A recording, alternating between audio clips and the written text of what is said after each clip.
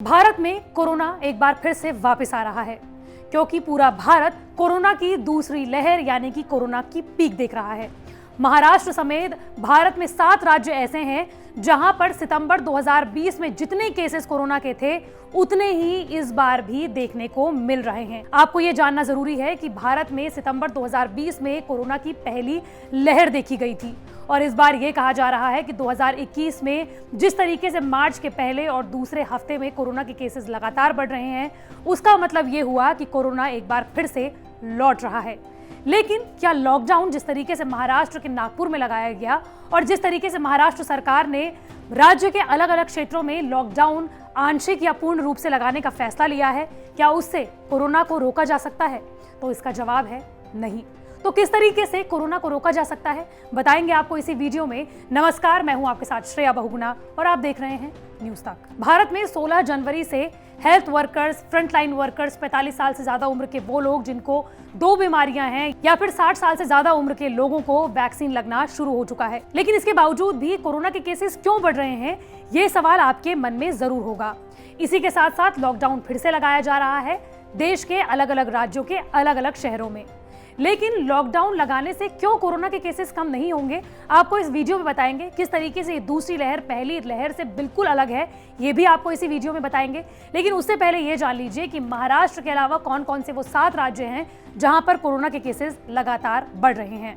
महाराष्ट्र के अलावा पंजाब, कर्नाटक, गुजरात, आंध्र प्रदेश, दिल्ली, पश्चिम बंगाल और राजस्थान ऐसे राज्य हैं जहां पर कोरोना के केसेस लगातार बढ़ रहे हैं। अंग्रेजी अखबार इंडियन एक्सप्रेस ने लॉकडाउन और कोरोना वायरस के बीच में संबंध को लेकर अलग अलग विशेषज्ञों से बात की है। इन एक्सपर्ट्स ने लॉकडाउन और कोरोना वायरस को लेकर क्या कुछ कहा है वो तो आपको बताएंगे ही, लेकिन उससे पहले ये जान लीजिए कि महाराष्ट्र में जिस तरीके से नागपुर और अलग अलग शहरों में लॉकडाउन लगाने का फैसला महाराष्ट्र सरकार ने किया है वो क्या किया है और किस तरीके से देश भर में कोरोना के केसेस लगातार बढ़ रहे हैं। और साथ ही आपको ये भी जान लेना चाहिए कि महाराष्ट्र में अगर केसेस बढ़ रहे हैं तो ये पूरे देश भर के लिए खतरा किस तरीके से है, ये जान लीजिए। दरअसल सितंबर में जब पहली बार पूरे देश भर में कोरोना का पीक आया था उस वक्त महाराष्ट्र में केसेस थे हर रोज 25,000 और अब महाराष्ट्र में हर दिन जो केसेस आ रहे हैं वो हैं 16,000 से ज्यादा।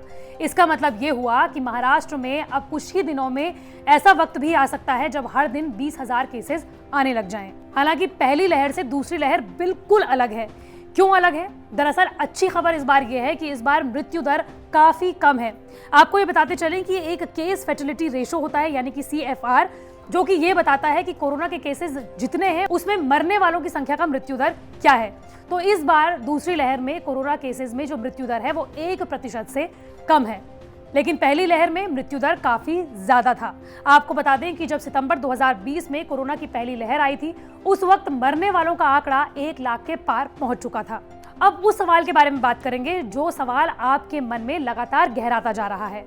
सवाल यह है कि क्या लॉकडाउन लग सकता है दोबारा या फिर कोरोना केसेस को रोकने के लिए लॉकडाउन सही उपाय है।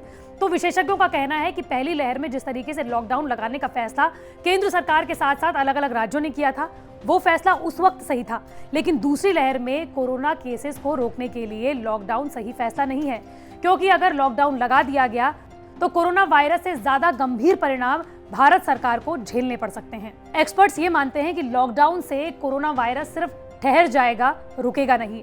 जब लॉकडाउन खुलेगा तो एक बार फिर से कोरोना वायरस फैलना शुरू हो जाएगा। तो फिर कोरोना के केसेस को कैसे रोका जाए? अगर लॉकडाउन सही उपाय नहीं है तो फिर क्या है? तो इसका जवाब है निगरानी, और वो भी सही तरीके की निगरानी।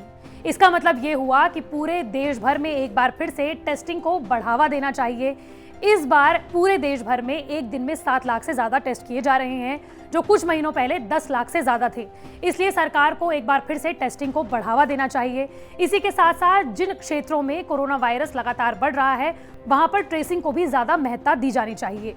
इसके अलावा जो लोग इस वक्त होम आइसोलेशन में हैं, कोरोना वायरस से पीड़ित हैं, उन पर यह निगरानी होनी चाहिए कि क्या राज्य सरकार और केंद्र सरकार ने जो भी उन्हें दिशा निर्देश दिए हैं वो उसका पालन कर भी रहे हैं या नहीं। अब आपके मन में एक और सवाल होगा, वो होगा वैक्सीनेशन का रोल। अगर 16 जनवरी से वैक्सीनेशन प्रोग्राम शुरू हो गया है तो फिर लॉकडाउन की क्या जरूरत है? तो विशेषज्ञों का यह कहना है कि वैक्सीनेशन कुछ महीनों में अपना असर दिखाना शुरू करेगी और साथ ही उन क्षेत्रों में भी जहां पर कोरोना वायरस के मामले 20 से 25% के आसपास में हैं, वहां पर अगर वैक्सीनेशन प्रोग्राम 60% से ज्यादा पहुंच गया तो हर्ड इम्यूनिटी उस क्षेत्र में पैदा की जा सकती है। लेकिन महाराष्ट्र जैसे राज्य जहां पर कोरोना वायरस लगातार अपने पैर पसार रहा है, वहां पर वैक्सीनेशन फिलहाल 2 महीने तक काम नहीं करेगी। वैक्सीन को लेकर एक और सवाल आपके मन में हमेशा होता है, जो कि मोस्ट फ्रिक्वेंटली आस्क्ड क्वेश्चंस में से होता है।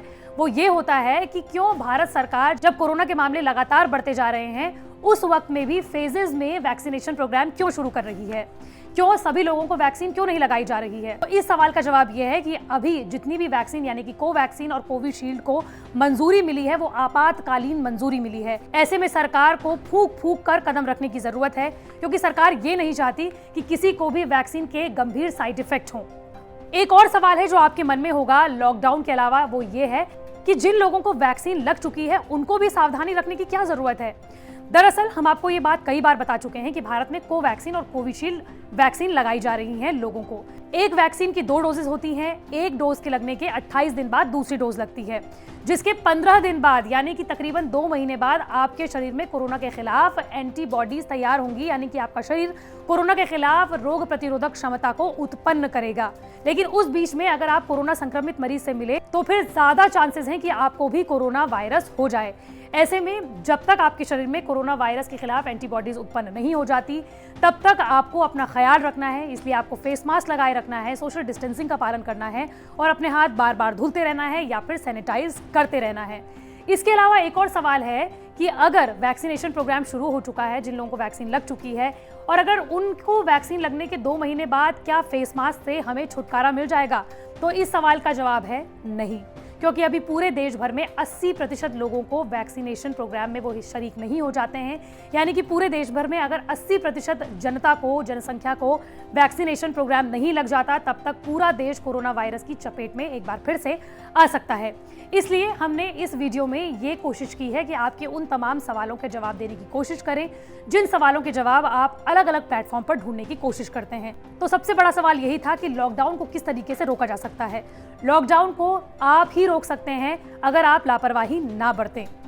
मंडे टू फ्राइडे में इसी तरह के वीडियो आप तक लाती रहूंगी। अगर आप भी किसी टॉपिक के बारे में जानना चाहते हैं तो कमेंट बॉक्स पर जरूर बताएं।